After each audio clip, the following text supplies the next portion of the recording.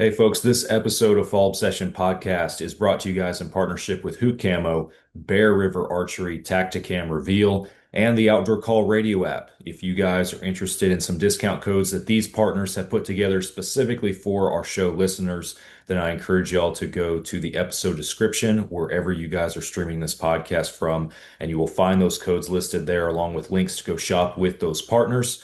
Be sure that you guys are following the show on whatever platform you're streaming on. Subscribe to our YouTube channel. Head on over to the social media pages and give us a like and a follow. We always appreciate that support from you guys. I am your show host, Sam Thrash, and my guest this week is Brett Smith from Whitetail Land Management Services. If you guys are a whitetail hunter, you are going to love this show. Hope you guys enjoy. You are listening to another Fall Obsession podcast. The power lies within that middle ground. Hunting transformed my life. I think you have to be built somewhat different. That Dale Brisby's a super puncher. It's Hey, even we need to get Pop-Tarts on the next Walmart order. I'm serious. Is to come into this country and stay dedicated to that. It was pretty awesome. If it's only for one, then you've done your job. We have to do what's right for the wildlife, and that's our responsibility as hunters. Fall Obsession Podcast. All right. Welcome back, everyone, to another Fall Obsession Podcast episode. I'm Sam Thrash, hosting you guys. My guest this week is Brett Smith. Welcome to Fall Obsession Podcast, man. Yeah, appreciate you having me on, man. Definitely appreciate it. Yeah, I appreciate you taking the time out of your day to join us and chat a little bit about some whitetails, some hunting stuff. And I would like to just, probably like you start most shows, take the opportunity to introduce yourself to our audience and tell them a little bit about who you are and what it is you do. Yeah, absolutely. So I own a company called Whitetail Land Management Services. Basically, we help with property design and a lot of different aspects under that umbrella. Everything from tree stand locations, trail camera locations, food plots, what to plant, where to plant, when to plant. But I would say our bread and butter is helping clients produce income on property so that the operation can fund itself. And a lot of times that's through timber operations. And there's so many different ways to handle your structure or your cover aspect of a property to hold deer in daylight hours. And if we can do it and it coincides with making some money and funding the operation, that's where I find my bread and butter to be. So that a lot of clients, when they bring us on, like there's a monetary benefit other than the hunting side of things, but there's a monetary benefit for them, hopefully too, in a lot of scenarios. It doesn't happen every time, but I would say that's our bread and butter. So this year I was everywhere from northern Minnesota to Vermont to Georgia to Texas a couple times, and pretty much everywhere in between, I think, this year, except for Tennessee. Wow. So we hit it all in the past 9 months, pretty much. That's wild. What part of Texas? Tyler. Okay. East Texas. Yeah, east, and then I went west of Fort Worth a little bit too. Just two complete, like honestly, like if you get east or west, really of Dallas there and Fort Worth, like it's just you go an hour this way, it's completely different than an hour that way. It looks more like Louisiana, obviously. If you go to the east, you go out to the west, it's more desert-like country. So Yeah. you got to be able to adapt and kind of, come up with good plans for each of those areas. Yeah, it's completely different. That's a big state for sure. Yeah, that's for sure. I'm from Texas. I live about an hour west of DFW, and then I hunt like another hour and a half farther west. So I got mesquite trees and like galore, and I got these little scrub oaks. Like I can't get a tree stand higher than 12 feet pretty much. So I hear you. Which sucks because I love hunting out of a tree. That's my favorite spot. I'd have to look at my Onyx and see where I was this year and see what even highway takes you straight west out of Dallas. But it's probably 20, I would imagine. I bet you I wasn't far from you then this year. Yeah. Probably not too far off. It is a big state though, so not far for us can still be several hours away. Yeah, no, I hear you. I hear you there, man. I hear you. So, man, how did you get into this? Dude, everybody asks that question, and like I still to this day don't have a good like aha moment or story. It was simply like I started hunting at a really young age in a very like not prestigious way. Like we hunted in really hard areas, and that's opposite of what a lot of kids are doing nowadays. But anyway, that helped me fall in love with hunting. I always had quite the obsessive personality. And so like started shadowing biologists later in life, schooling.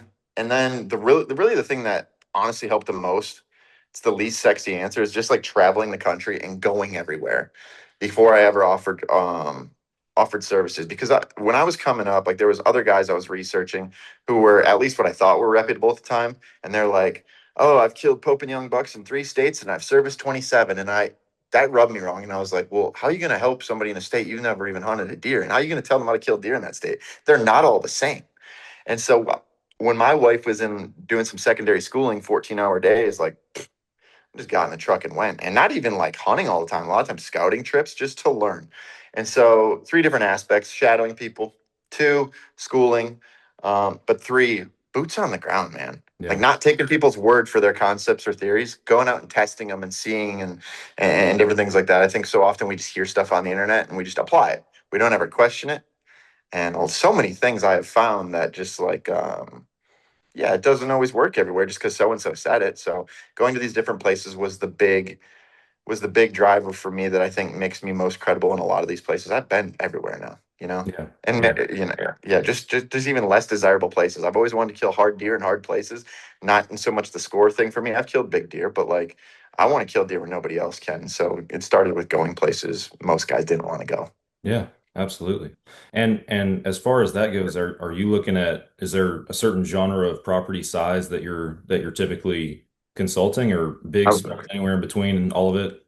I've worked on 7 acres and I've worked on a couple thousand. Wow. Yeah, so like I've worked on some tiny properties in like Michigan, and a lot of times guys wouldn't think those are necessarily worth it. And I always look at their maps first to tell them, hey, let's do an online version. It's gonna be cheaper for you, or let's go do it on site. And like to this day, I still keep in contact with some of those people that only had like 7, 8, 10, 13 acres in like Michigan or some of these other states. So like that feels good because you know you didn't waste anybody's time or money. Like Yeah. if they're still talking to you and whatever else, like you know you did a decent job. But no, couple thousand acres all the way down to like your typical 40 acre, average Joe type parcel. Gotcha. And so I want to ask you specifically about those 40 acres. And I actually had this on my list for a little bit later, but we're there now. Yeah. When you're dealing with a property on that size, what all changes and what is specific and unique to that property that can be implemented to make a difference? It's all about creating that daylight pattern, man. We talk about food, we talk about cover, we talk about water. But honestly, like if you have good quality cover to start with, that is huntable, and we can put it in a location where you're not boogering it up every time you go out hunting. You think about it, your cover is covered. And if it's good quality cover, they're going to browse on it. Well, now it's food. Deer get about 80% of their water consumption through natural browse. If you just got good cover, that's enough. So that's like the number one aspect that we focus on properties. And it sounds very plain Jane just saying that. There are probably 10 plus different ways, like broad spectrum, like applications, I would say, that we can do to create that cover. Like there's so many different ways to create it, and in different time frames and different phases. So it's not just as simple as like, let's go cut the trees. Like how and like are we making money and like all these different aspects. But on a parcel that's like 40 acres and below, you got to really focus on the food, or excuse me, the cover, because if you got the cover, he's there in daylight hours, hopefully. Where he's going from there, we don't always know, but at least if he's there in daylight hours, you got to crack at him. Or if Yeah. you just got a cool food plot, you'll get a lot of midnight pictures. Yeah. So it all revolves around cover on small properties for the most part, depending on what the limiting factor is in the neighborhood. Yeah, absolutely. And I would imagine that that cover too is gonna it probably influence, or the amount of stands that you can put on that property are probably influenced by that cover as well. If I had to guess, and I will say I don't have a lot of experience personally with small properties. We passed several years with an 800-acre property, and that's what we've been hunting and navigating and everything like that. So apologize. Some of my small property questions might seem a little novice, but No, I I've been in mean, the 800-acre world for a little while. yeah, no, you're not wrong. Like I said, I mean, you got to be very strategic. Like when you only got 40 acres, it doesn't take long to booger it up if you're hunting it Right. wrong. So you just got to make sure that it lays out all for predominant winds, or paying attention to what the thermals are doing, what your access direction is, and then, like I said, how to even create that cover, and then hopefully correlate it with some sort of destination food source on your property so that that daylight pattern exists. And it's not going to exist 150 days of the season, but if he does it 7, you got 7 good opportunities to get in there and kill him. Yeah, absolutely. Yep. When you put boots on a new property for the first time, what are some of the first things that you notice, and what are some misconceptions that people who are hunting that property, people who are managing that property might have as far as whitetail management goes? First and foremost, I've been thankful enough to do enough of these properties where very little surprised me when I get on site anymore. Like I know how to read maps good enough where I've looked at thousands and thousands of maps. There's very rarely, maybe 1 in 50 visits, am I surprised with what I see on site. But the one thing that I would say is like almost every property I go to, something we have to work on is creating like way more cover in an aggressive manner. People get very no matter what the habitat type is, they get very sentimental with their property. And they think it's good enough already, but like if you want to have a crazy good outcome, you got to do crazy stuff to your property. And so like really like in a timber setting, like really hammering that timber, like really opening canopy and creating the nastiest thicket so that when the leaves come off and the foliage comes off, you still have a thicket that you can't hardly see through. And hopefully a couple of them on a property where a couple bucks can spend time on the property at a time. Everybody likes the food plots, and I get it. I'm obsessed with mine. I'm out there every day working on mine and adjusting and nitpicking this or that. But like, if you don't have thick enough cover, and even if you've created it, they generally don't create it heavy enough. They don't cut enough. That's like the biggest misconception or like the problem that I see when going on properties. Like, yeah, we cut in this bedding area, and I go there, and it's like you cut 10 trees. Like, well, I don't care if that's a 10-acre parcel or a 40-acre or 400. Like, we didn't nearly do enough. Yeah. And even with my parcel, like sometimes I got to ask a buddy because sentimental value comes into play when you spent all this money on a place. So you got to make sure you're doing it right. I don't blame them for not hammering it the first time, but it's generally timber related or cover related for sure, man. I go to very few farms where it's just 10 out of 10 ready to rock already. Yeah, no, I mean that makes sense entirely. Well, I've seen some of your videos too, like you're playing with organic food plots and some stuff like that this year. I'm assuming on your own place, or maybe you're working with them on some other places as well. But that's an interesting theory that I don't feel like a lot of folks are, at least not a lot of folks that I see are putting content out where they're showcasing that, I should say. So that's an interesting thing that you're working on. Yeah, it all started kind of with the health journey thing. I had some major health issues. Next thing you know, I get blood work. I see all the herbicides in my blood, and it was just like, wow, like this is a problem. Now we got kids, we got food plots. This dang fly is getting me today. We got food plots right outside the house. So for me to go and spray chemicals right where my kids play, it's like, you're an idiot. Like, don't do that. And so let's find the best way to accomplish this while still being able to plant like the most attractive food sources that people like to plant. There are other methods that people use out there. They'll like plant rye and then crimp it over in the spring. They'll just go with straight native vegetation. And that's fine too, but it's not nearly as predictable as far as movement goes. Like you're not going to catch a deer come into your little thicket nearly as often as you would a soybean field or something like that. So yeah, there's a couple different methods we're playing with that are different than what other people have implemented in the past. To a certain extent, whether it's the use of fire as the kill off or the quote unquote herbicide. And in certain applications that works well, or just having like a clover chicory base food plot going in there and disking it up and then incorporating stuff where you opened up the canopy of that soil a little bit, and you wouldn't believe how good the germination can be. And then guess what? That clover reflourishes and fills the voids back up and the gaps. So now you have this lush green carpet of clover underneath and your brassicas or your soybeans over the top. So yeah, I'm just trying to do as many different things as I can from that standpoint. And also, I eat these deer. Yeah, And exactly.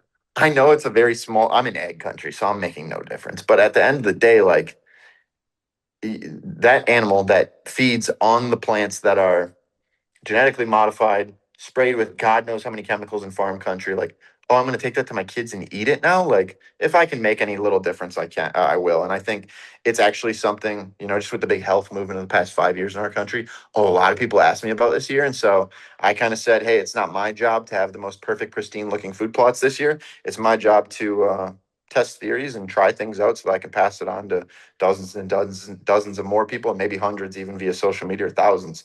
So that's the whole motivation behind it.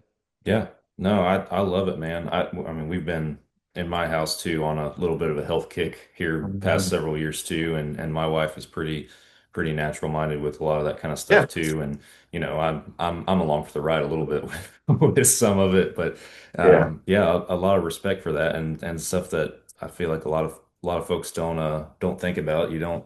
You might pick and choose the restaurants you go to and everything because, oh, I'm not going to eat that. But then, you're not even thinking about what the deer that you're out there hunting or eating and consuming and stuff like that. So yeah, it makes a big difference for sure. Especially when you're shooting 5 to 10 of them a year, and like that's your family's like main meal, like whether it's burgers, spaghetti, tacos, steaks, whatever. Like we're eating it multiple nights a week. So if I can make a difference, I will. And I think we're actually it's gonna be a pain in the ass, but I'm gonna try and actually, I already have it all lined up where I can do some, I don't know if I want to call them studies or experiments, but actually test the amount of herbicide levels in some of our local deer here, through urine samples and stuff like that. Nobody's ever done that before. So a lot of people claim it's not an issue, but a lot of these big biologists are funded by certain people sometimes too. So Yeah. I might just do my own little study, and I have access to it now that I've done it on myself. And so, be an interesting outcome, hopefully. I mean, it's gonna be interesting either way, but hopefully in a good way, it's interesting. Or maybe there's not a big impact, but I have a feeling it's gonna be pretty drastic. So we'll see. Something I might test this year. Yeah, absolutely. So from like a planting standpoint, from a land management standpoint, does anything drastic change with the organic component of the food plots, or is it just I understand that I understand the from a the nutrient side and actually what you're utilizing to help it grow and everything like that. We're not using any chemicals. I'm talking more of is it harder to do than your other stuff or drastically so big differences, that kind of thing. Yeah, because now, I mean, like, so I used a flamethrower to kill off my weeds, which honestly didn't even work that great to begin with. But like, I pushed that by hand. I was going to create an attachment and a hookup for my side by side, but that felt a little irresponsible to just drag a implement with fire behind my side by side, and every once in a while just check on it. Like, so from that standpoint, it was certainly harder. But also, like, if you're going to do an organic food plot straight up, unless you do like the clover base method, don't go into this thinking it's going to look as pristine as if you use herbicide. And that's okay. If I walked you through my soybean field right now and I showed you all the ragweed that's in there, most guys would have a heart attack because it doesn't look perfect. Little do you know, that's 17% protein too. Like, they'll still eat that. Yeah. And so as long as you don't drive yourself crazy thinking it's going to look the same way, and you're okay with a little bit of weeds, which the deer eat, and some broadleafs, which the deer will eat, hopefully, depending on what's in there. No, it doesn't have to be that much more stressful. It doesn't have to be that much more labor intensive. And in fact, maybe it's even easier in the long run if you're mentally prepared for it to not look pretty, because you get to skip a couple steps. Like, you can simply just go out there and disc up soil and apply seed or whatever. You could skip the herbicide step. So I think there's an opportunity for it to even be easier. And honestly, I'm talking about all these complex methods. Dude, we frost seed up here. Go frost seed some clover, chicory, and alfalfa. Mow it with a mower. Done. Yeah. It can be that simple. So it can be easier for sure. No, I feel like people and I don't know, you can blame hunting shows or social media or whatever, get this idea that this food plot has to be this super well manicured looking place like you see on the outdoor channel and that kind of stuff. And I mean, no harm nor foul. I know guys put in a lot of work to make them look like that. I get it. But in reality, like, what's the blue collar guy truly going to be able to accomplish and stuff like that, and what's going to work for him too. And also, like, and I had a conversation with somebody a couple years ago now, I think, about this, and they were from the standpoint of they don't like the manicure look because they didn't feel like it was natural for the deer either. And I didn't know if you had any experience with that as well, but they said make it a little bit more rugged, make those deer feel a little bit more at home, or do you think that even matters? I don't think it matters, but at the same time, like, maybe there's a sense of security if you do have some cool season grasses in there that are 4 to 5 feet tall, and it creates a little bit more structure. We can create that in man-made ways with Egyptian wheat and sorghum and try and create that edge. But never once have I seen an interview with a deer where it's like, I like the manicured food plots more. You know what I'm saying? That's a human. That's a human thing. So like, we get super anal about those things, but honestly, at the end of the day, like, if you're the only guy with the most food or like what, they're going to be in there. It doesn't have to look pretty. That's a human issue, not a deer issue. Yeah, no, I hear you there. You had mentioned earlier too. I kind of made a comment in passing, something along the lines of, people get hung up on food plots and that kind of stuff as well. Do you encounter properties that are not good for food plots, or that people have to try something else, or what does that look like in your experience? And Yeah, so I've worked with everybody from the 40-acre guy to the Bitcoin billionaire. Man, if you want a good food plot, we can make it happen. How much you looking to put into it? How much work you're looking to put into it? We've done food plots in the Ozark Mountains. I've done food plots on the side of Appalachian Mountains. I've done food plots and whatever, Oklahoma, drought-ridden Oklahoma. If you want it, we can do it. It's what is it going to cost you, and how much time is it going to take? So where there's a will, there's a way. I've never been a place where we can't food plot, but like, also, up in the Appalachians or like in some of these like or up in Maine or like some of these places that are on mountains and there's rock, like there's excavating that's going to have to be done. Our planting methods are going to have to be specific to the area that we're in. We're not going to be able to work up soil like we do in Iowa or Wisconsin or different places. We're going to have to plant different varieties. So where there's a will, there's a way, man. I've never really been to a place where I'm like, this just isn't possible. And I don't care if you got a small budget or a big budget, there's always a way. And one of the main goals is to get that property in 10% food. And sometimes we hit it. Most times we do. Sometimes we don't. But like, I've never been to a property where I'm like, hey, food plotting is impossible for you. And like the coal mining country of the Kentuckys and Ohio's can be rough because a lot of that soil's been depleted. But no, where there's a will, there's a way, man. But dude, and this is interesting. A lot of people don't hear this side of things, and maybe it'll make you scoff at hunting and how it is a rich man's sport a little bit. But like, I've had guys run propane generators out on food plots, irrigate, drill wells, like just to irrigate food plots, haul in truckloads of topsoil. And it sounds expensive, and it is. But let's say I bring in, it's going to be sound like a lot, like $10,000 worth of topsoil.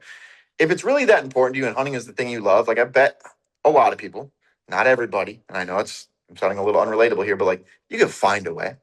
Cut back on this, cut back on that. We all spend money on some dumb stuff. Right. So like whether it's 10,000 or 1,000 or $500, you can find that in your budget. Just make sacrifices in other ways. But yeah, man, like where there's a will, there's a way. I've never been to a place where we can't incorporate something some way, somehow.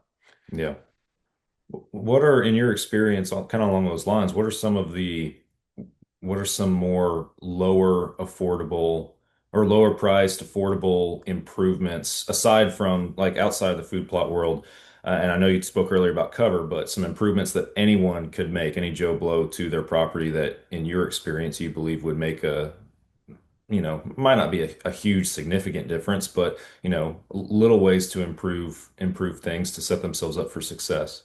You don't need a tractor, you need a chainsaw, and you need a bag seeder. You maybe need a hand Fair rake enough. too. That's what it comes down to. If you can open soil, there are different varieties that we can plant that are super resilient that'll grow in a pH of 4.7. Ask me how I know. I've seen it all at this point. So, like, guys, if we just simply went out there and broadcasted perennials, and a lot of times, like, that's our when I create a long-term food plotting plan for a really bad property, sometimes we just start there. One, because it's the most accessible. Like you grab a chainsaw, you open up the canopy, you throw the seed on the ground. But also like a lot of those varieties are super resilient and can grow in less than ideal soil. It'll allow you time to fix your soil, fertilize, lime, do all these things, boost the pH. And that perennial blend that we're going to put down is going to last 4 to 5 years ideally. You can always add a little bit more seed. If in year 3 you're feeling a little crazy, you can go work up a little bit of soil and maybe add some green blends that we add in the late summer to it. There's so many different options, but honestly, you don't need anything more than a chainsaw, a bag seeder, and a good perennial blend. We could add some oats, some wheat, some rye, some cereal grains. Like you don't have to have the big sexy brassicas, radishes, and turnips that you see on TV all the time. And quite often your soil isn't ready for it anyway. So it's a multifaceted plan. If I go to some of these less than ideal properties, guys, bag seeder, chainsaw, and a good perennial blend, and then try to amend your soil and fix your soil over the course of time. But if you just throw that stuff down, it's not going to be the most palatable thing in the world, but you're going to have some green food plots. And I've seen it grow in a pH of 4.6, 4.7. So it's not as ideal as a beautiful soybean field, but you can do it. And all Yeah. you need is minimal equipment. Yeah. No, it's certainly attainable for a lot of folks. I feel like it comes down to just initiative and drive to get out there and do the work in some regard too. And then to stay consistent with it too. And the one tip I will give is like with food plots, the biggest mistake that I see is people overseed, use too much seed because they can't fathom or comprehend that that tiny grain of salt seed can turn into a plant that's extremely large. So they overseed. When you do these perennial plots, you can get away with going 2, 3 times over the recommended rate. Like it's just going to fill everything in a little bit quicker. And in fact, the first year I do that in a less than ideal seed bed, leaves and all that stuff, I'm at least doubling the seeding rate. So when people go in there and add those perennials or add those cereal grains like the oats and the rye and the wheats, like I'm throwing it on. Like to the guy who likes to overseed, that's the stuff you overseed. Like don't do it with your brassicas, your beans, and all these other things. And beans you can do a fair amount over the recommended rate, but it's really hard to screw up, honestly, in those given scenarios. So like don't be afraid to layer it in when you are applying those initial first time food plot food plots in places that are less than ideal. You're not going to get 100% germination rate, so compensate for it. Yeah. You got any tips for a guy down here with dry hot Texas soils? Yeah, so what we did in Texas actually with some of these food plots is we use something from Whitetail Hill, which is actually a southern food plot company. We did their summer bulk blend. And the nice thing about that is it has really good soil building features in it, like buckwheat and some joint vetch and some other things. This will grow up 2, 3, 4. Mine's 5 feet tall up this far north. So we got good, cool climate. But what that does is if you have that up over the top, if I were to take a temp gun and I point it at the barren ground in Texas this time of year with no food plot there or no coverage there, that soil temperature at its surface might be 110 degrees, maybe even hotter. If I were to move that summer bulk aside and I'd shoot it down in there, it might be 65, 70 degrees. What does that mean? It means that we preserved a lot of moisture within the soil. So we could either completely eradicate that spring food plot that has a big canopy and keeps the soil cool, and then add something or drill over the top of it. Or like, not that we'd love to use herbicides, but you could use a selective herbicide and like clethodim. Okay, I'm getting in the weeds here already, but like clethodim will kill a couple things in that blend, meaning you'd open up a couple voids. So now you can go sprinkle your favorite green late summer seed over the top of it, but that you'll have more organic matter, you'll have more soil structure, you'll have more moisture. You got to do a spring food plot to create a canopy to preserve the moisture underneath. If you let that sit barren all summer long and then you try to do like a late summer food plot, or like you try to put something in for you guys in September, even maybe October, like hopefully you got moisture. But if you just Yeah. went through a long summer drought, maybe you get some cereal grains to grow. Maybe. Yeah, nothing that's really going to be worth anything. Yeah. Preserve the soil while you do have moisture early in the season. Preserve the moisture the best you can by planting something that's going to create a canopy and ultimately just protect the soil. That's what it comes down to. Yeah. No, makes total sense for sure. We've had to deal with the landowner that we lease this property from. The property has so much potential, but a lot of my management efforts thus far have kind of been thwarted by the cattle that he also leases Yeah. to the neighbor, and that has just I've pulled my hair out at times at that, and definitely envious of guys that in Texas that don't have to deal with that because there's a lot of hunting leases down here that are also cattle leases, and it sucks. Cattle down south can be a pain in the ass, kind of like wolves up north are a pain in the ass. Like there's only so much you can do. Like you can't really get around it, and Yeah. is what it is. You got to do your best to work around it. But cattle is one of the biggest like downfalls to hunting properties, and I got a lot of properties where there's been cattle on them in the past too, and it is what it is. It's not ideal, but it's better than having no place to hunt. No, absolutely. I'd agree with that for sure. So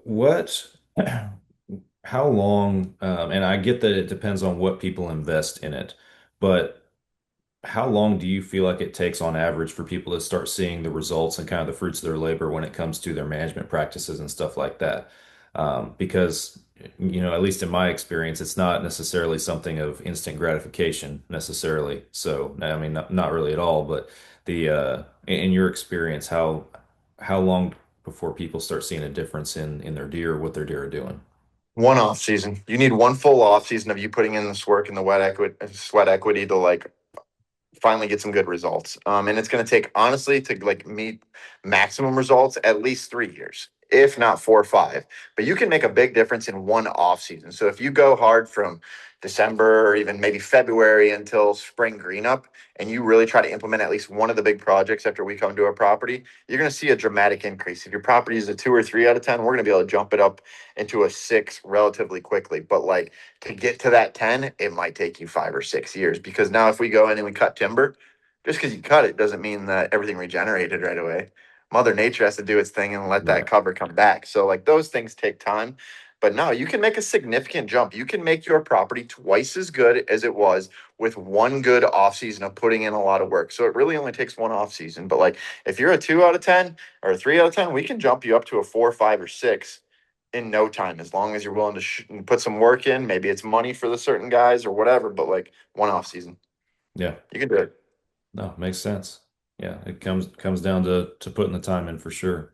How bad do you want it? Like anything else in Yeah, life. And it's exactly. kind of weird to say that about hunting because we all take hunting a little too serious sometimes. I mean, look at me. I turned it into my job, quite honestly. But yeah, no, if you want a better hunting property, you can do it in an off season. You just got to know. And here's the thing, this isn't even a plug for me. You could hire somebody else, but like knowing that you're moving in the right direction. it's easy for me to say I get to do this for a living. So like I can go to somebody's property and just da da da da da, we're doing this. And it's easy. But like if you're just watching YouTube videos and you're taking your best stab at it, I hate to say it. Like I posted YouTube videos, like you really gotta pick and choose the information that you apply to your property because it's all generalizations. Unless somebody comes and looks at your place that's seen a lot of properties, been to your neighborhood, you're guessing. So you better feel pretty confident in the decisions you're making before you go make these big mass changes to your property. Otherwise, have somebody else, have somebody that's familiar with your area, bend to your area. Even if it's not me, that's cool. I'd rather see people do that instead of blow tens of thousands of dollars by making big mistakes. Yeah, and that was kind of something after you said that came to mind was, and I know that you yourself have like you mentioned at the beginning, have traveled all over the place and have experience in all these different states and different regions of the country at this point. But if I'm Joe Blow down here, just watching you up in the north, working on stuff and thinking it's just copy and paste going to apply to me and my mesquite thickets down here in Texas. I'm probably going to be wrong. I'm probably going to be disappointed. So, And there has to be that local component too, unique to that's your area. bingo. And that's why I don't know why it ever tripped my trigger. Like I guess it rubbed me wrong that certain guys weren't doing that. And that's why I decided to. And that's why I've hunted down by San Antonio. I've hunted the red up on the Red River. Like I've spent time in these areas. And it's not like because the biggest bucks in the country were there. Because that's what most guys will do. They just go and chase the biggest bucks they can. But like at my core, one thing I've learned about myself, and I definitely got it from my mom, is I just like helping people. And I think I like challenging myself too. So when those two things combined and then I went to places I wasn't familiar with or weren't the most like attractive places to go hunt, but then I could like learn and then help people. I don't know. I guess that's just what interested me. And next thing you know, the company kind of exploded, and now we're at the point where we got to expand. But yeah, you got to have somebody that's familiar with your area. Just because somebody kills a 300-inch deer in Iowa doesn't mean they know anything about East Kentucky. You know what I'm saying? Yeah. Yeah. So you really got when hiring somebody, you got to make sure somebody's familiar with your area, your species, your landscape, your drought, your whatever those different components are for sure. Yep, exactly. So I want to get into a little bit with you on um, kind of the deer more specifically. We've talked a little bit about habitat, about the food plots and that kind of stuff. But excuse me, when it comes to the actual animals and where I'll start off this conversation is can you can you outwork genetics with nutrition? I guess we'll start there. You can make a 10% increase. 10% increase. Okay. I'll keep it simple. If you're on a very serious feeding plan, you can make a 10% increase. You're never going to change either the genetic potential of your property by culling certain deer. But here's what I can tell you is that if you shoot a bully 8 pointer, somebody else moves in. Who's Hmm. it going to be? And if he's genetically superior, well, now you just save that buck for a couple of years and move on. But you're never going to change the genetic makeup of your property from a culling standpoint, but feeding, yeah, and there's scientific evidence out there that shows that you can get a 10% increase in antler production by doing a very serious feeding program. Gotcha. Yeah, that's always I don't know. I feel like in my world at least, and granted, I'm 5 years into a frustrating management plan on a frustrating Texas property. I'll put it that way. That's my Yeah. level of experience right now. But we've had nice deer. We've had a couple in particular. It's like, dude, where did that deer come from? That thing's huge. Yeah. But for the most part, we're looking at, especially last year, is like almost copy and paste from buck to buck. It was 130-inch eight, 130-inch eight. That's what we were looking at out there constantly, it felt like. And so all the conversations were happening on, okay, well, what can we change? Can we feed differently? Can we do this? Can we do that? And I get that the genetics to a point are the genetics that we have out there and that kind of thing. But um, I don't know. This year it was different because we've had a very wet year for Texas, and so Mhm. I'm looking at deer this year that are improved, the same deer from last year that have improved significantly, in my opinion, for this year. And then I guess I know I'm rambling a little bit, but I guess where I can ask something that's relevant to me and probably relevant to a lot of people listening is what about the neighbors? Because you can be doing everything right, and then you have neighbors that are shooting shooting spikes, shooting little deer and everything. And I get that that's stuff that's out of your control and everything to a certain extent. But in your experience, what have those relationships looked like, and what have you done or suggested people do to try and make an impact in that world? Yeah, you just got to communicate with people, and that's the biggest thing. And then you know who's going to be on your side and who's not. And even if they tell you that they are, like, you kind of get a good feeling just from talking to those people at the end of the day. The one thing I do kind of want to go back to in your conversation there is Sure. Texas is the hardest place to manipulate habitat because Mother Nature just doesn't care down there. And No. so, like, you have to do everything you can from a man-made standpoint possible. So what I would recommend from a feeding standpoint is, like, it's the day, like, your rut, not that it ends on a day, but like the day your rut ends and these deer lose a significant amount of body weight, 20 to 30%, that is when your feeding program starts, and it ends the day that the velvet drops. And now that's the time of the year in which these deer are bouncing back from the rut, and then obviously putting on body mass and then putting on antler. So if you want to make the biggest difference, that is your time frame in which feeding needs to be taken the most serious. In season, like, do something different than your neighbors to maybe make your feed a little bit more attractive. But, like, don't go out there spending a bunch of money on 20% protein, 30% protein, 10% protein feed, because they don't need it during that time of the year. So focus on that, the day the rut ends, in theory, to the day the velvet drops. That's, if you want to grow bigger deer, that's when it's done. It's not Hmm. done during season. But from a neighboring standpoint, man, if there was ever a state where I think neighbors matter the least, it's Texas, because we're hunting, like, what you guys don't realize down there. This fly is just tearing me up here. Um, you guys have big properties down there, and I know, like, 800 acres doesn't feel like a big ranch compared to some of these 10,000-acre ones, but, like, if you have everything a deer needs, in theory, he doesn't have to leave 8 acres or 800 acres for a big portion of the season. So, like, sometimes it's not what can we do to deter, like, what can we do with these neighbors? It's what can we do to just hold, what piece of the puzzle are we missing that these deer aren't staying on our 800 acres, 400 acres, 250 acres? Like, those are big enough parcels to hold deer during longer portions of a season. And I know it's easy to get lost in the sauce when you see your neighbor has 10,000, but, like, 800's enough. And if you're not holding them and the neighbors are killing them, you're not doing something right. You're accessing wrong, your feeding program's off, you're overhunting the property. There's a lot of different variables there. You don't have the habitat. But in a scenario like yours, depending on layouts and things like that, there's always variables. There's things that we can just do on your property to make your neighbor's property way less desirable, for Yeah. sure. Yeah. And you can, and that's how you got to attack it, because you can't do much about neighbors sometimes. Like, you could tell a old man to shoot more does all you want, but if he ain't gonna, like, if that's not how he's brought up, you could tell him all the science in the world, and it ain't gonna change his mind. Right. Exactly. Yeah. And I mean, I know you're familiar with the Texas world, the Texas way of hunting and everything. And for guys that do, like, we have some feeders on our property as well. And for guys that run baiting sources, whether it's Texas or not, do you have any recommendations on um, anything specific that they can do with that, or a balance between, the feeder food plot ratio, or what that needs to look like for your baiting states?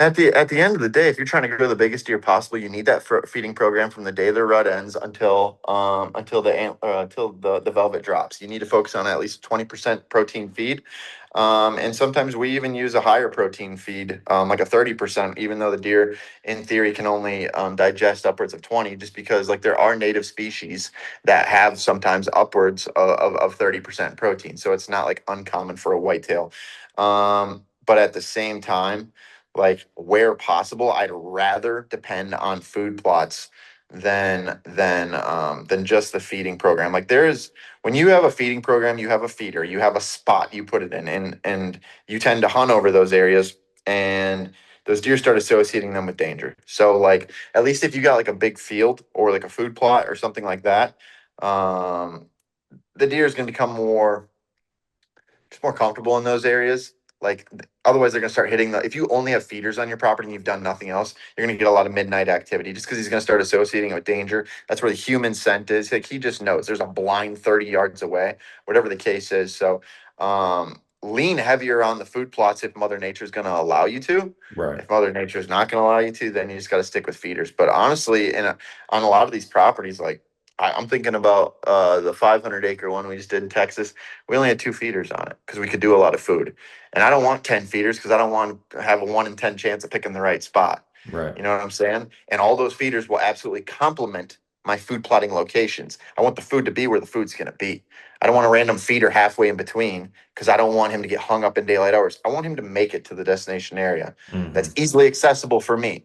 Like, I want it all in the same area. So when you are going to do both the feeding program and the food plots, put them all in the same damn spot so that there's something that you can pattern a deer on. He's always coming to the same little 2-acre spot, and then your opportunity to kill him is going to go up dramatically, I would say, as well. Oh yeah. No, we've definitely we've had to change some stuff or taken into consideration some various things over the years for that very reason. Like we can't be giving these deer too many options and putting stuff everywhere to, for them to pick and choose from, because then yeah, I mean, I feel like it's obvious you're hurting your own chances of seeing that deer at that point, and he's Complimenting you're complicating the process. Like, I right. understand maybe if there's 5 guys, maybe you should have 5 feeders so everybody, if they wanted to, could sit over one. But like, the more you put out there, the more options you give them, the harder it is for you to kill that deer. Yeah, absolutely. How much do you rely on trail cams to or is it more of a boots on the ground, and I'm building this habitat that is going to do X, Y, and Z that I know it has influence over, or are you using trail cams to figure out kind of how, I don't know, I'm stumbling through my Yeah. own question, but trying to Like, just that balance between how much you know what you're doing is working versus are cameras telling you that you need to do this, that, and the other. at this point, I wasn't always this way, but I have a lot of cameras. We have an affiliation with a trail camera company. That's all it comes down to. Like, it makes sense to work with a trail camera company because a lot of clients like to use them, and I also like to use them. But they absolutely have stressed me out in the past because I was using them the wrong way. Nowadays, I'm only using them to gain inventory, and due to what I do for a living and the amount of time I spent in the woods, there's like a mental switch that goes off once I get them on camera, and then it goes to woodsmanship. It's like, how do I kill this deer? I'm not depending on trail camera photos anymore. And that is how you need to use a trail camera, because if you're Mm. trying to track him down, I don't care if you're running a camera every 5 acres on average on a property. Trust me, we've done it. Like, you're not catching more than 3 to 5% of the movement, even in that given scenario. Um, I've repeated this a couple times, but we did a 3-year study in 3 states where we sat over trail camera locations, camera every 5 acres, and we basically counted that we were only like we'd sit over that trail camera location, count how many deer crossed the camera versus what we saw in the timber that day, and about 3 to 5% were crossing the camera in front of us. So like, of the live action that was taking place within the timber, we were only seeing 3 to 5% of it. So to sit there and bank on your trail camera photos, even on a feeder, and we did it in bait states too, is just not an efficient way to hunt. Now, when he's there, and you know it, great. But even with 20 cameras on 100 acres, like, if you actually think about the amount of mass acreage that your camera lens is actually covering, it's so Mhm. minuscule. Even if it's in the best areas, it's Oh it's yeah. ridiculous. So I use trail cameras like this. I use a fair amount of them. I just do it to make sure he's alive. When I know he's alive, I don't care if it's at midnight. It's enough for me to go make a play, because those cameras cover so little area, even if I'm running 20 of them, that there's a good chance he's still there in daylight. We just automatically think, oh, this is his nighttime pattern. He's coming from a mile away.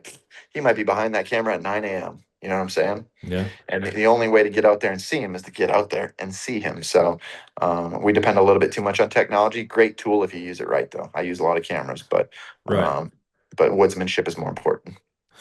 Right. And I want to dive into that a little bit. Kind of the scenario you just gave with you're seeing that deer at midnight. That's your confirmation he's there. Now you can hunt him.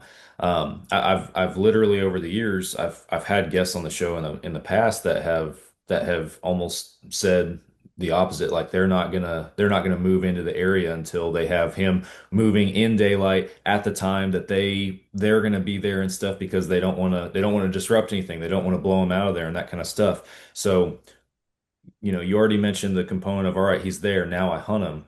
So as a woodsman, what are you doing now to try and seal the deal if you have a midnight photo of a buck?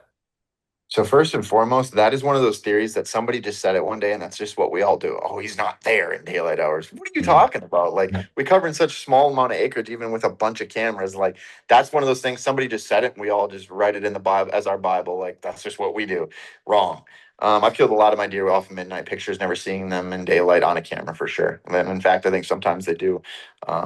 They do stay away from those cameras. I'll make it very simple for you. Here's what I do, especially if I only got a couple days to hunt a spot. I walk the property until I find him. But when I'm walking the property, I'm sneaking, man. Like I'm ninja mode. If I can have good, I keep the wind direction in my favor. Like I try to come up with a plan where I think that deer is. And then I will go in there and visually like try and put eyes on that deer, even bump him out of that bed.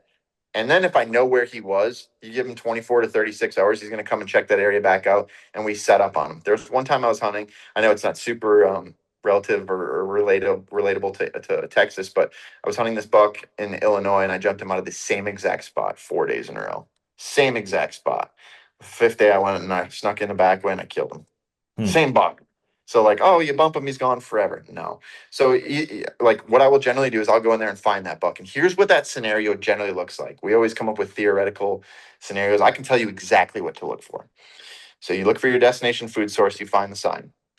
Find the sign and you start taking his trail system back to the presumed bedding area. You're going to find a rub line in theory. Maybe it's 2 rubs, maybe it's 20. When those rubs get down to a double-sided rubs on each side, we've hit the base of what I would call the big oak tree. There's a lot of different branches coming into the trunk, but all of a sudden we hit that trunk. It's the final trail leading into the bedroom. When he comes and goes, he's leaving on that same trail. When I hit double-sided rubs, I slow down, I stop. I'm like ninja mode. And then I start looking for the closest scrape that I can find. That's the one we generally sit over once we see double-sided rubs. And if you wanted to keep pushing forward, you will bump that deer out of that bed. That's the exact scenario as to what I'm looking for. And a lot of the whitetails range in a more timber setting where we have more scrapes, rubs, and things like that. Like I'm literally taking the destination food source, starting there, working the sign back till I find double-sided rubs, find the first scrape outside the bedroom, and we're killing them. Hmm. And what does your setup look like? Because it doesn't sound like this is like, are you saddle hunting or what are you doing to actually when you say set up and kill him, or is this already a spot that you have set up somewhere on that trail?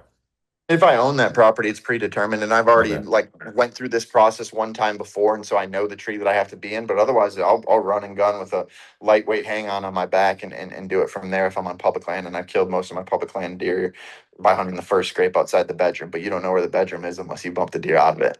So you Right. go back there day number 2, and if you do it during the season, like earlier in the season before everybody else starts putting the pressure on, you'll be the first to bump him. He's not going to think nearly as much of it as if it's like December 15th or January in your neck of the woods or wherever. So yeah, if it's a private land parcel, I figured this out at some point and I have a permanent set that I can sneak into. But if it's public land, I'll run and gun with a set on my back. I got you. So, and I'm just my mind's going as you're talking here, and I'm thinking through this and everything. But you have, um, like for a mature buck that has that bedding area, has that home base, if you will. How far in your experience do you see them travel to get to food? And kind of the second part of that question would be, if you know that you have a bedding area that's holding a deer and you are going to put in a food source, how far away do you make it? Yeah, so I want to make my deer travel because the Okay. longer he has to travel, the more of a transition area exists, the more I can like work in to go get him. If my transition area is 80 yards and he ain't making it to the food source in daylight hours, like I can't go get him very far. Like I can't cut the distance very much. So um the amount of get this, the amount of distance that they travel, there's a direct correlation to wherever the bedding area is. And I've seen that bedding area on 87-degree days or 93. It was one of the two where we killed a buck on public land. It was 700 yards away from the destination field. Now, sometimes the thickest, nastiest little honey hole is 80 yards away. So, like, there's no like desired amount of distance. It's wherever the bedroom is. You know what I'm saying? Yeah. Yeah, I forgot the second part of your question there, but like, there's no set in stone amount of distance. It's wherever the best bedding is, and then you have to cut the distance from there. But when I set up a property, I a lot of times want the bedding over on the western side of the property and the food on the east. And if he ain't making it to the food in daylight hours, I don't care if that's a 40-acre parcel. Like I still can hopefully move 200 yards closer, 300 yards closer, maybe to go get him. But my access is a little bit easier on that east side. So if I can pull him to me, let's do it. If I can't, let's go get him. Yeah. No, that makes sense. I know we've had to deal down here with, just because we don't get that hard freeze till till late in our hardwoods. We got plenty of acorns and natural food and stuff like that on the ground for them to eat and that kind of stuff. And Yep. that I mean, I've gone entire hunting seasons where the season was over before we really got a hard freeze that killed off all the food in the woods for them and everything. And so, I have that's one of the areas that I've pulled my hair out personally over the years is just trying to figure out, man, how do I kill this buck? Like I know where he beds, I know where he's traveling. I have these food sources, and I'm speaking in terms of I've learned this over the years, right?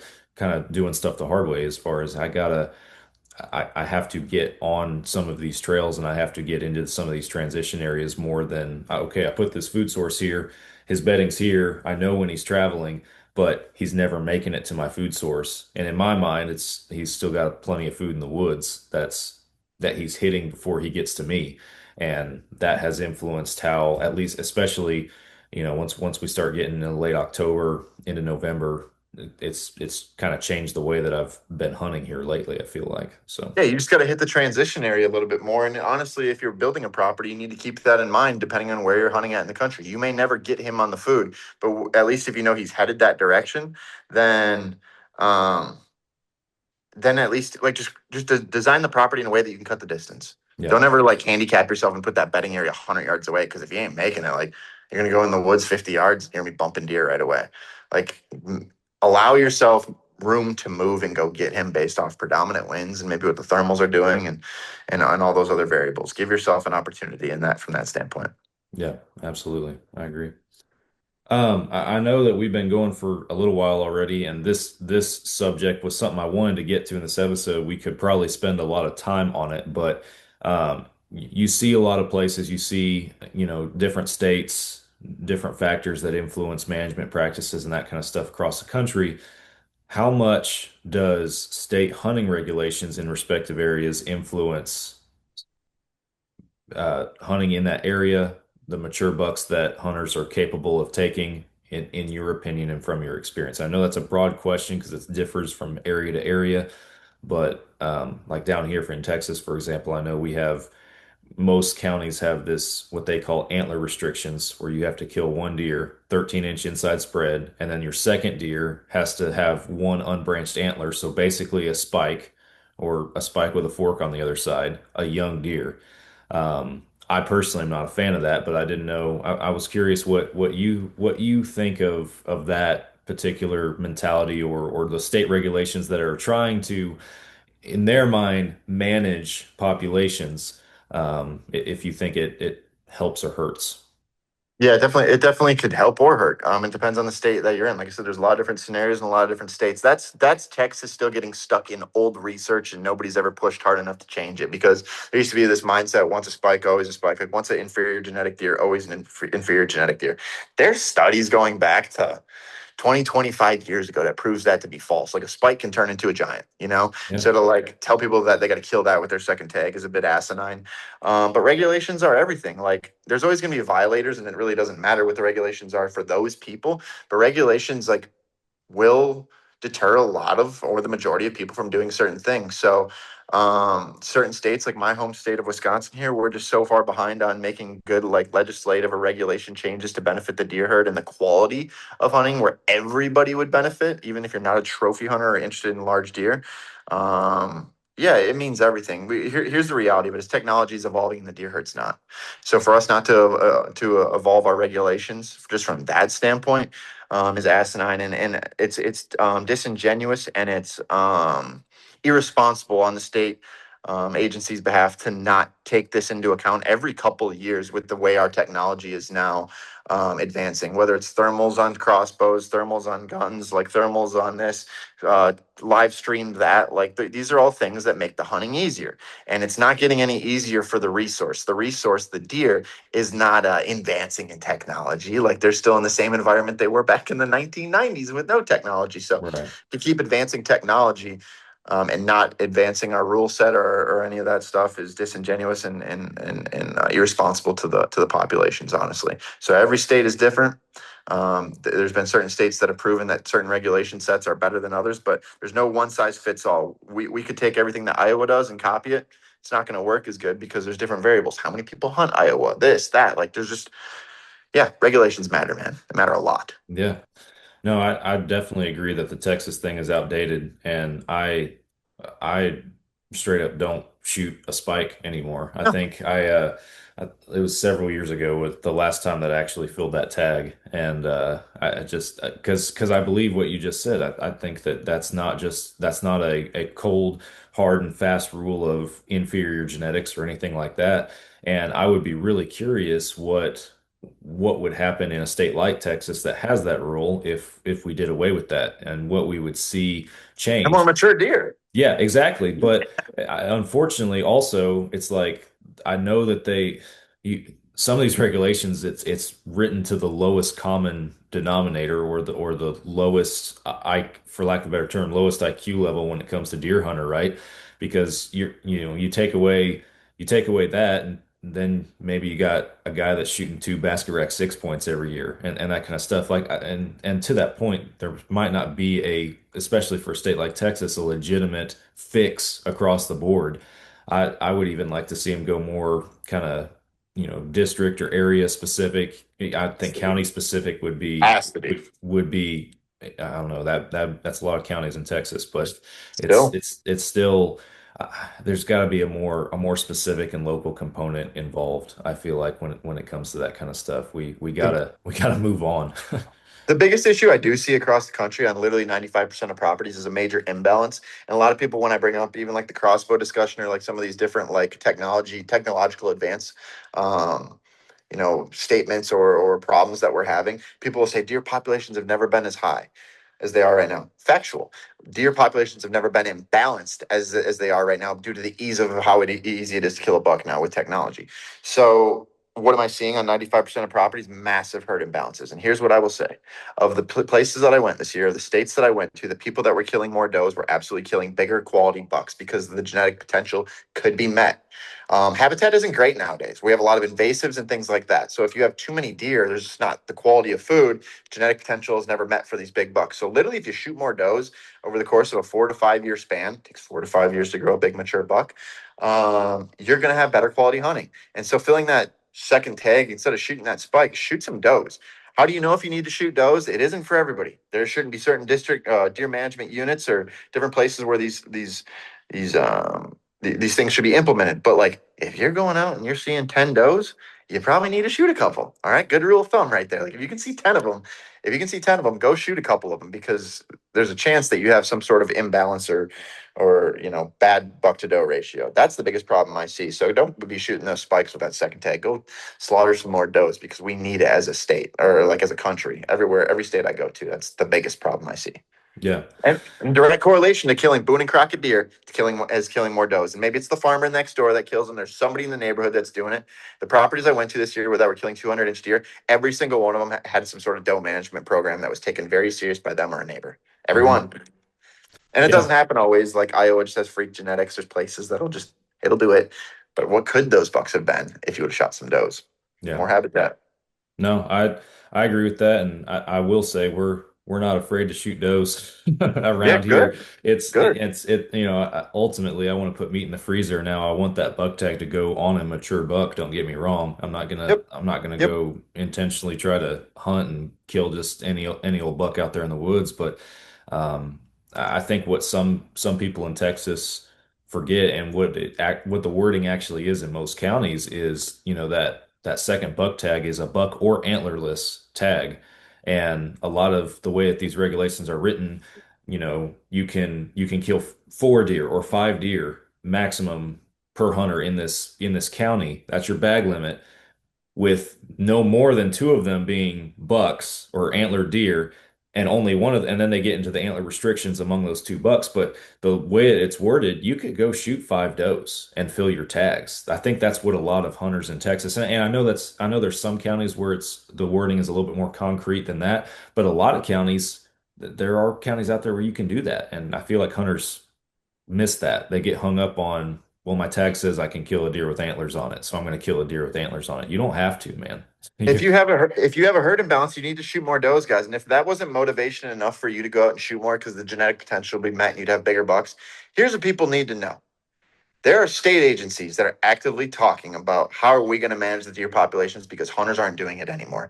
Because technology is so advanced now, it's very easy for us to kill a buck. So we're focused on bucks. We want that, whether you admit it or not, the majority of guys want those antlers on their wall. Like, whatever. You can say what you want in the Facebook comments. Oh, I don't care. I shoot a lot of does. Like, dude, whatever. You ain't tricking nobody. So we all shoot these bucks, and our statistics show it. So, like, there's no beating around that bush. There are state agencies actively talking about drone operations, like drone usage, different technological advances that they can use to eradicate the deer herd in certain areas where the populations are too high because we don't shoot enough does. I am here to tell people, like, there's no motivation for me to say this. Like, I just get to do this for a living, so I get to see it. I get to live it and, like, be in the flesh and see these things. When the government takes over, and I hate to be this guy, I hate to even hear these words come out of my mouth. When they take this power away from you, you ain't getting it back. Right. You ain't gonna have deer to hunt on the back 40. Your kids might not, hunting might not be here for our kids. We just take everything for granted, like in this world. Like, even like our lifestyles, like, dude, a generation and a half ago, like, our families were like coming here from someplace else. It wasn't that long ago. Like, things can change in a very quick fashion. So, like, there's a very real opportunity that hunting is not here for our kids in the future. So we need to do a responsible job of managing the herd, because if we don't, they will, and it's happening. It's coming.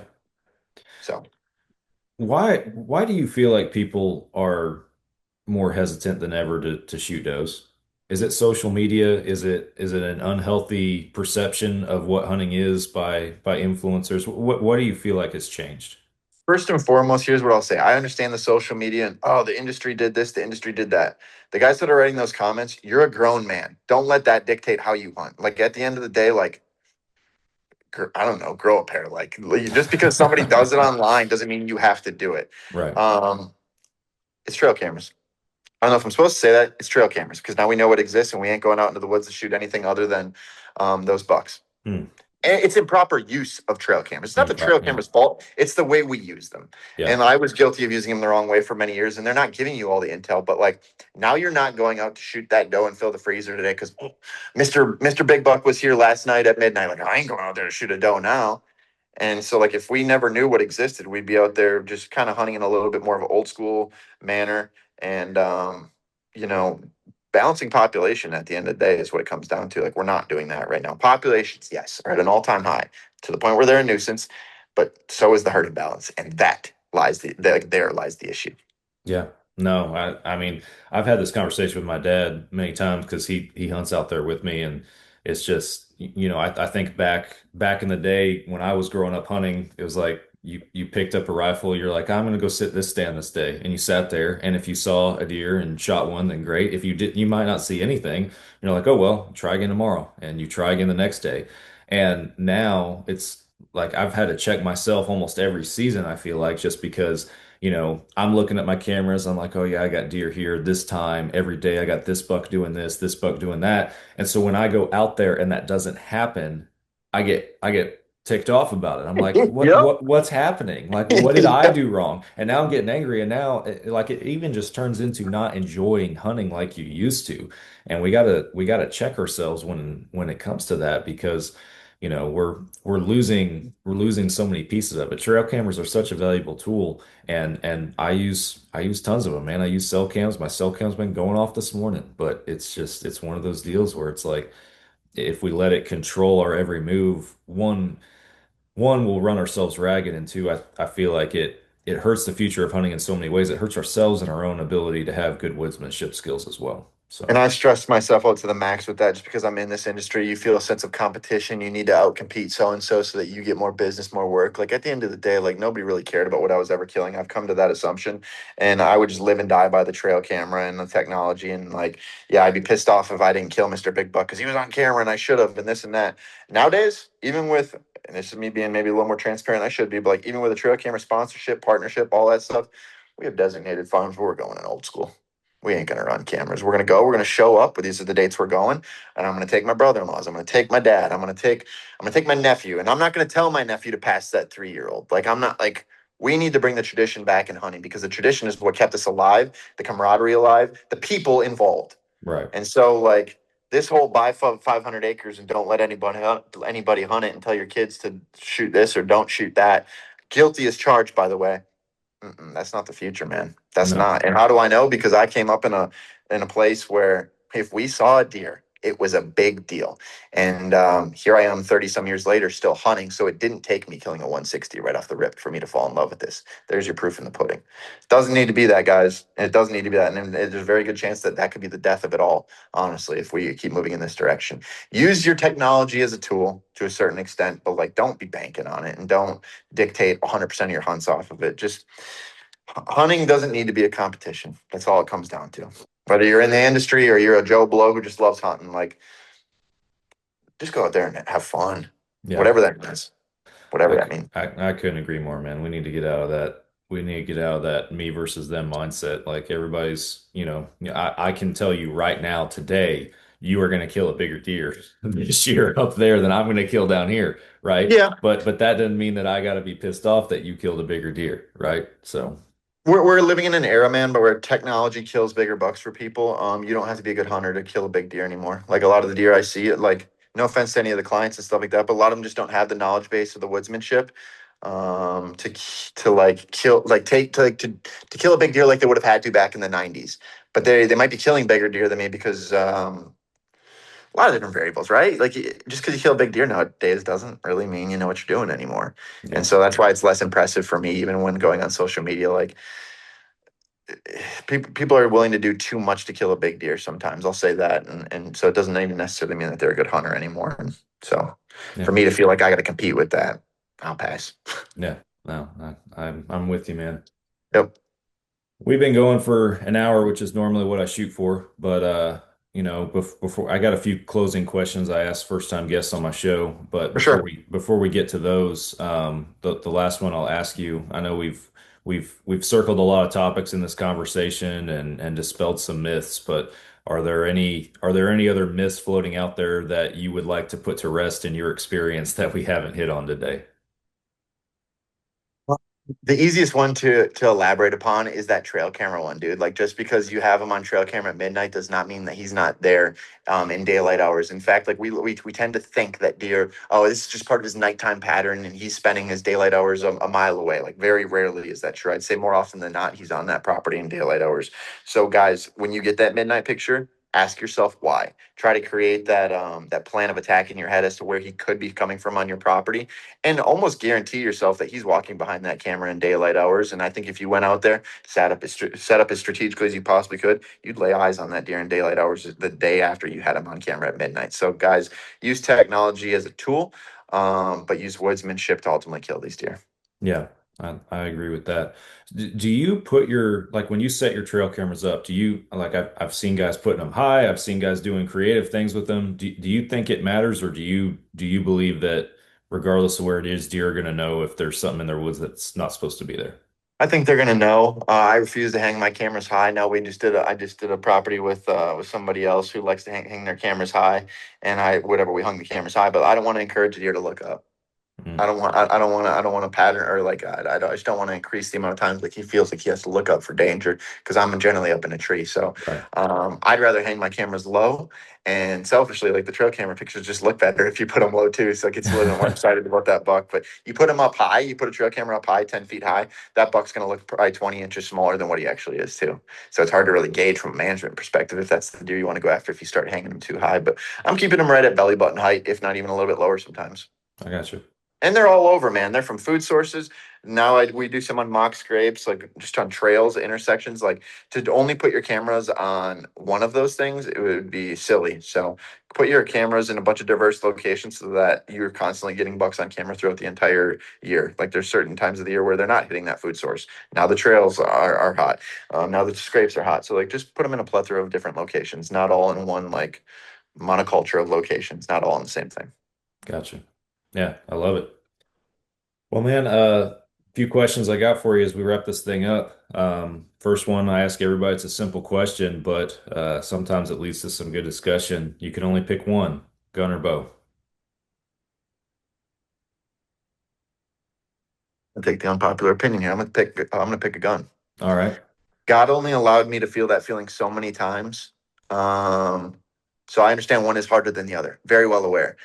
but God only allowed me to feel that feeling so many times. So if I can maybe expedite the amount of times I get to feel that awesome feeling of pulling the trigger on an animal that I chose to shoot, or whatever the case is, like to wrap your hands on the animal, like you only get so many times in your lifetime that you get to do that. So to experience that as many times as I possibly can, whether it's with me, my dad, my nephews, my kids, like in the future, the more of those experiences I have means the more memories that I have. And using the more efficient weapon in that given scenario would probably allow that to happen. A lot of management would go into it. We're not just shooting deer to shoot deer, but it would allow us more good memories and more opportunities and more time spent together in the woods. And in fact, I'll be honest with you, some of my favorite memories are behind a gun in gun camp with people, behind rifles, and not necessarily with archery equipment. I know it's not the cool answer, but it is the truth.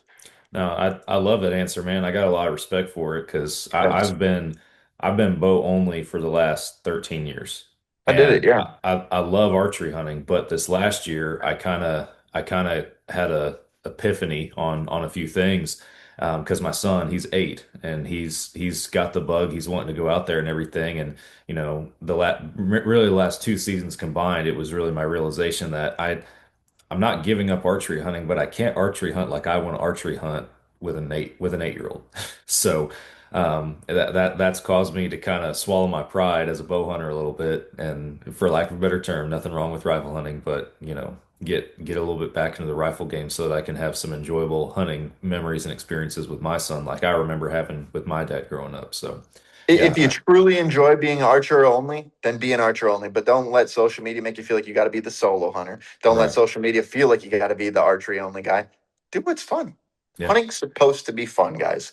And the inches don't matter and the scores don't matter. Like hunting is not a competition, never and it never should be. So do whatever's fun, within legal means to a certain Yes. extent. But do what's fun for you, no matter who you are and what situation you're in. Yeah, absolutely. Well, next question, you already mentioned it that you got a lot of great memories and everything in the past with behind the gun and everything, but um I always ask every guest on the show, what is one of your all-time favorite hunting memories that you have? Thankfully, it was actually caught on film. Awesome.